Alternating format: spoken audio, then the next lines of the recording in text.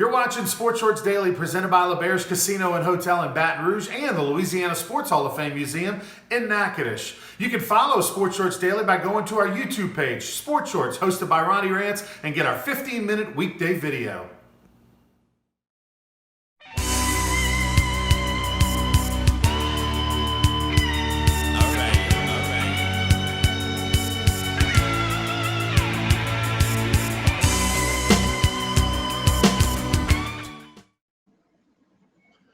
Welcome, everybody. Hope everybody's had a great weekend, or as good a weekend as you could if you're a LSU fan. But we also have the Saints coming up tonight. Hopefully they make everybody feel a little bit better. Of course, Sports Shorts Daily presented by the good folks over at LeBear's Casino. Ronnie Rantz, Tommy Krysan with you. We're waiting a couple more minutes for some people to jump on. We'll go ahead and tell you a little bit about the 13th gate here in Baton Rouge, one of our fantastic new partners.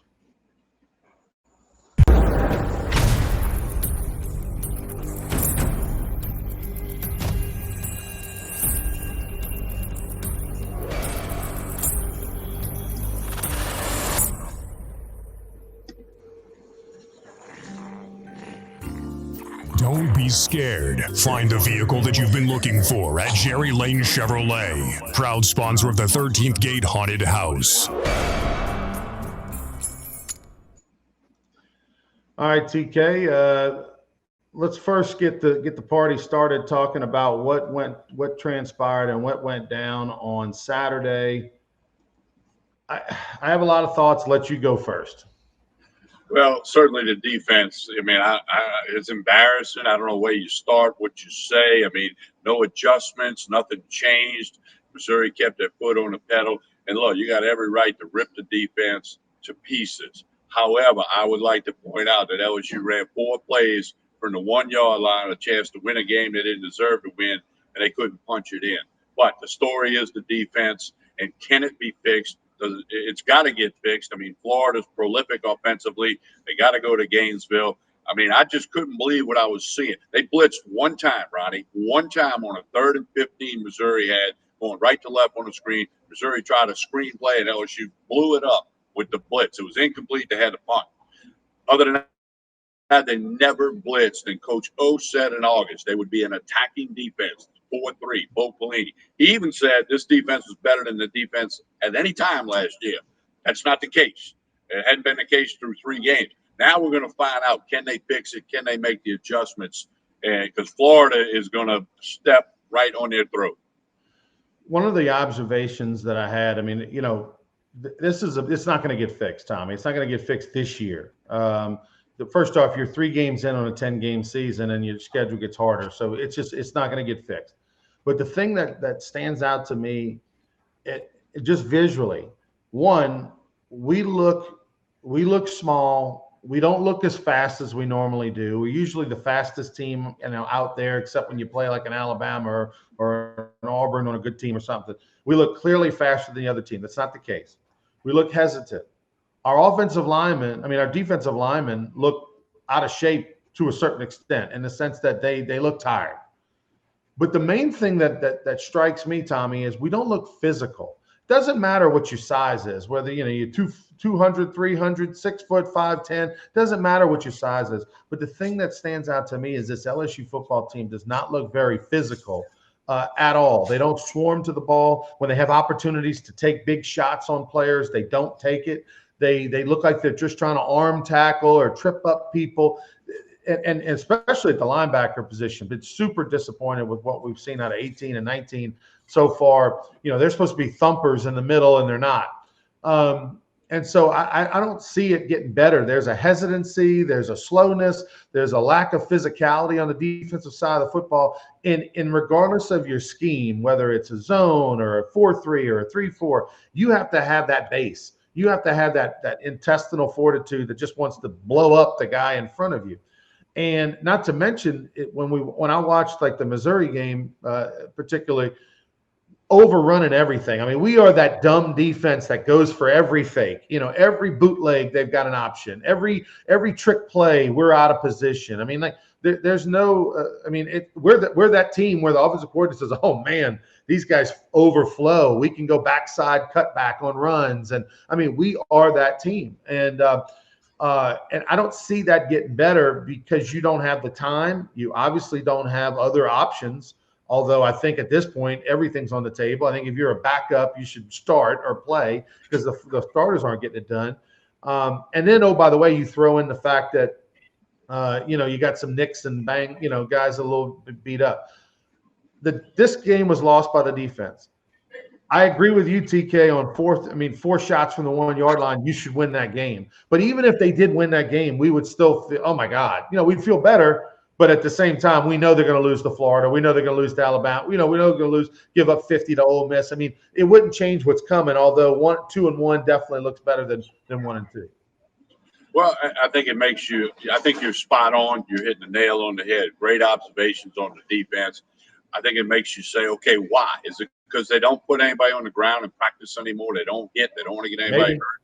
Is it because of an abbreviated, fractured schedule with all the Zoom meetings and not as much on the field stuff? I don't know the answer to that, but all I know is you're spot on. You're 100% correct. The slowness, the lack of physicality, and the fact that guys don't look like they know where they're going.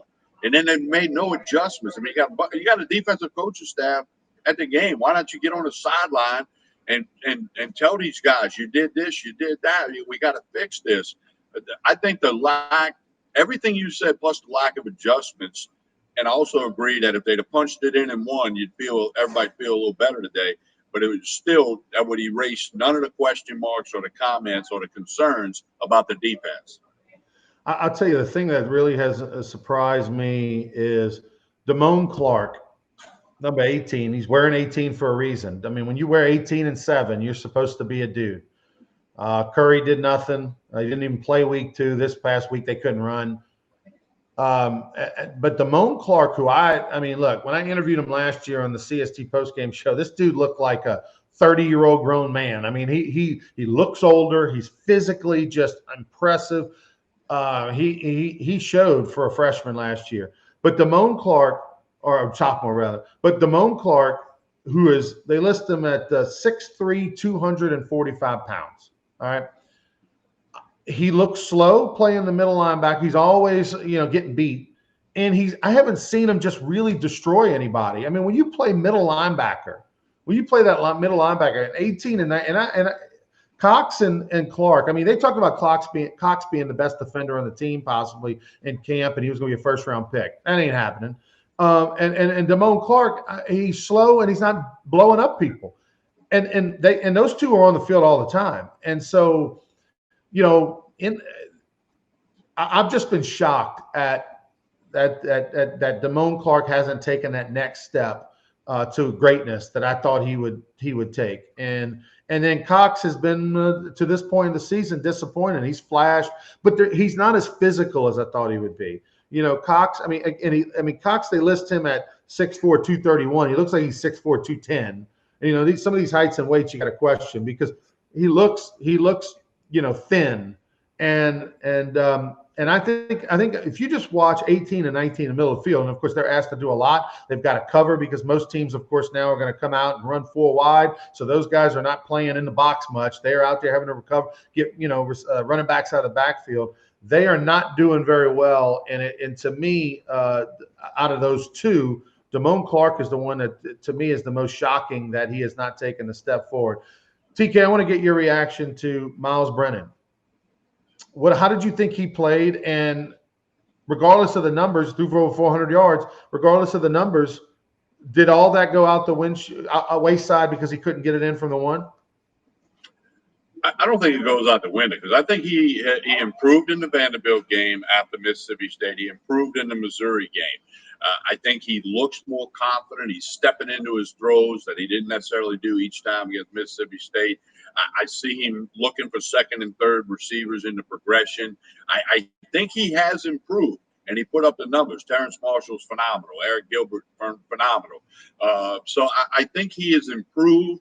He didn't get it in from the 1, but I don't think that takes away from the fact that what was the biggest question mark in August, one of them was Miles Brennan. I think he's answered that he can do the job. He's capable of moving his team up and down the field. He's capable of putting points on the board. However, it does take a little glitter off of it when you don't get it in from the 1 yard line of 4 tries. And obviously, you've lost to 2 teams that you were big favorites over. And maybe the wise guys had it wrong. And I certainly have missed all 3 LSU games this year. And I sent you a text. I vow not to pick the LSU game next week. I'll find somebody else. But no, I think Brennan has done a very adequate job. By the way, the line on the LSU game it started out the week around 20.5. And then by the time kickoff came, it was LSU was a 14-point favorite. Of course, yours truly bought the Tigers down minus 13.5. I was going to be smart. Yeah. I had liked LSU at minus 13.5. And even as bad as they played, they had 10-point leads twice, once in the first half, once in the second half, and still couldn't put them away.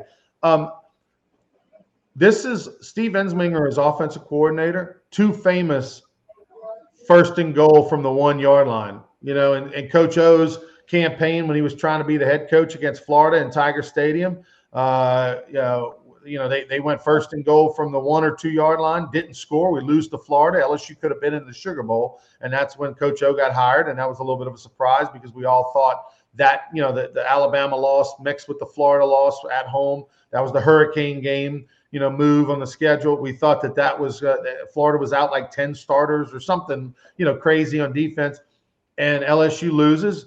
And then here we are again, Steve Ensminger, the offensive coordinator, first and goal from the 1 yard line, and you don't score. We can sit here and criticize all day long. LSU should be able to just put its big boys on the line and run 4 plays from the 1 and win, just 34 power. I mean, nothing fancy, right? Should be able to hand it off or quarterback sneak it. But if it doesn't work on the first down and then you run that same thing on second down and it doesn't work, and in fact, you lose a yard, I need some creativity on 3rd and 4th down. I need to put it in the hands of 6 and 2 in the end zone. Where's Gilbert? Gilbert didn't even play. And I know he hurt his shoulder a little bit, but he came in and played a little bit in the second half, even with the hurt shoulder. Put him out there, even if it's just to draw a double team or something. Put Gilbert on the field. Why aren't we giving it to 6 as opposed to a sprint run out and we force it? There's just no creativity on 4 shots from the 1. And if you watch an Ole Miss offense, you're going to see nothing but creativity. You're 100% correct. I mean, first down, I get it. You try to slam it in there and maybe you get it there. And if it works, it's a good call. But second down, to go right back to that was mind-boggling. And then, I firmly believe rolling out to the wide side of the field on a play like that to give you a run-pass option, to give you a couple of receivers option, or, do a naked bootleg or a waggle or drag somebody up underneath on a route and get somebody wide open. Do a tackle eligible like the New York Giants did yesterday, fooled everybody in the stadium. So, I mean, you're right. That's the word, creativity. You got to have a wrinkle that's going to get you in the end zone, especially when you're trying to win the game with less than a minute to go. And that needs to be done Tuesday, Wednesday, and Thursday, not, drawing it up in the dirt on Saturday. He's Tommy Krysan. He's joining us on Sports Shorts Daily, presented by LeBear's Casino from Tremonti's Meat and Seafood. Before we move on to the Saints, tell us a little bit about Tremonti's, Tommy. Tremonti's Meat and Seafood. They're going to have gator meat, alligator sausage for the Florida game this weekend. If you buy some dry-aged beef, buy a ribeye, you're going to enter into a drawing that win a home gating barbecue package that feeds 20 people. Here at Tremonti's Meat and Seafood, they got the daily lunch specials, the Chairman's Reserve beef. They got everything you need here. They got liquor specials all week. You're going to need that if you want to watch LSU in Florida. Tremonti's Meat and Seafood. They can do game processing, your deer hunters and all that out there. The best way to do it is connect on Facebook and Instagram. Tremonti's Meat and Seafood. Constantly posting everything going on, from specials to the game processing, to the wine, the spirits, the beer, the chicken and pork, and of course the Chairman's Reserve beef. Tremonti's Meat and Seafood. We highly encourage everyone to check it out. Yeah, you need to go by and get some for tonight's Monday night football game. The Saints taking on the Los Angeles Chargers. Only 750 people will be in the dome. That's friends and family of the teams. This normally would be a tremendous game, big game, 70,000 people in the stands. Once again, thank you, Mayor Cantrell. Not going to happen. And how about this? This is the weirdest story. So Michael Thomas is not going to play because he gets in a fight at practice with C.J. Gardner-Webb, who that doesn't surprise me that that's who he fights with. They've done it before. C.J. Gardner-Webb's always chirping. He's a second-year Florida Gator. He's out there running his mouth. But this is your teammate, man. I mean, but the thing that's surprising is that the Saints suspend Michael Thomas, even though they say he's healthy. They suspend him for the game. They don't suspend C.J. Gardner-Webb for the game. So clearly they believe Michael Thomas is at fault in this deal. And this is the guy who's the NFL Offensive Player of the Year. That tells me, Tommy, one thing. He ain't healthy. There ain't no way. To me, there's no way they suspend Michael Thomas, who hasn't played the last couple of games, hasn't played since week 1 because of the ankle injury. They think, you know what, you're not healthy. Let's just go ahead and suspend you. Anyway, don't you read into that? I'm like you. When I first read that, I'm like, 2 and 2 is not making 4 here. And I think you're on to something. The only way they suspend him is if it was so egregious. This ain't because they were jaw jacking or he threw the football at him after an incompletion or he pushed him. If that's true about the altercation, I mean, it's almost like he must have swung his helmet at him, kind of like that guy with the Browns did, or he jumped on him and got him on the ground and pounded on him. I mean, again, this is not jaw jacking. This is not a little, push and shove that happens every day at practice. But I'm going to go in your view that this is all about the ankle injury, and they don't want other teams to know that how severe it might be. I guess the truth would be, the proof in the pudding would be if he plays next week, would have an open date next week. That's the other thing. They got an open date, so they're thinking, well, in 2 weeks he'll be ready to play. Who knows? We'll find out in time, but 2 and 2 is not 4 to me. I want to say hey to Tony Januso, Randy Terrio, Jake Stockinger, Mark Chambers, Eric King, some of the people watching online. Thank you. Make sure you like our page and please share it. Sports Shorts Daily, Monday through Friday, weekdays, right here on our Facebook page on Sports Shorts. We'll be going to 104.5 ESPN's Facebook page shortly and doing it live on there as well and next week. And so I want to thank you guys for watching. Please spread the word, like, and share our page. Look, I think he definitely did something wrong, Tommy. I think this is clearly a deal where Michael Thomas is in the wrong because if not, look, this isn't going to be a goodwill for the Saints having Michael Thomas be suspended for a fight. It's not just that he's hurt, but I'm just saying that I think if he was 100% healthy and they thought Michael Thomas could go and have no issues and all that, they would probably reprimand him in another way, fine him, bring him in, do something else. But the fact that they're willing to suspend him, which is a game check, right? I mean, when you get suspended for it, it's a game check, which in his case is probably $1 million. And it's a situation also where it's bad on your, everybody knows it's a bad reputation thing. Clearly he's in the wrong, but I just think that if Drew Brees were to get in a fight, they would figure out a way to have another punishment other than just suspend him for the game.